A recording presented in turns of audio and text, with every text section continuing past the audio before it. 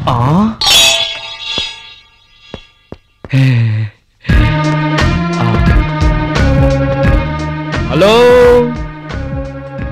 ఏం శ్రీనివాస్ భాయ్, నువ్వు చాలా చాలా అదృష్టవంతుడివి. నీకు ఎక్కడ పడితే అక్కడ డబ్బు దొరుకుతుంది, కానీ అప్పు తీసుకుంటే నువ్వే ఫోన్లో కూడా దొరకవు. అది కాదు సేట్జీ, నిన్ను కలుద్దామని బైక్ మీద స్పీడ్ గా వస్తుంటే ఈ నోట్ల కట్ట దొరికింది. ఈ నోట్ల కట్ట నాది బాబు. రోడ్డు మీద నేను కనిపిస్తే నువ్వు ఆగవు, డబ్బు కనిపిస్తే ఆగుతావు. అందుకే ఈ ప్లాన్ వేసిన. ఇది అన్యాయం సేట్, నాకు దొరికిన డబ్బు నువ్వు కొట్టేయాలని చూస్తున్నావు. అరే చూప్, నీ నగరాలన్నీ నాకు తెలుసు, అందుకే అందులో చిట్టి పెట్టిన. చూడు, చదువు.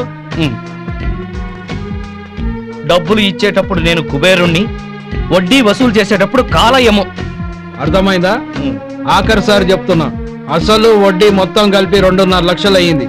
నెల నెల వడ్డీ కట్టు, ప్రతి వారం వచ్చి నాకు కనపడు, లేకపోతే నీ ఇంట్లో సామాను వీధిలో పడేస్తా. ఖబర్దార్. వీడి అప్పు వెంటనే తీర్చేయాలి.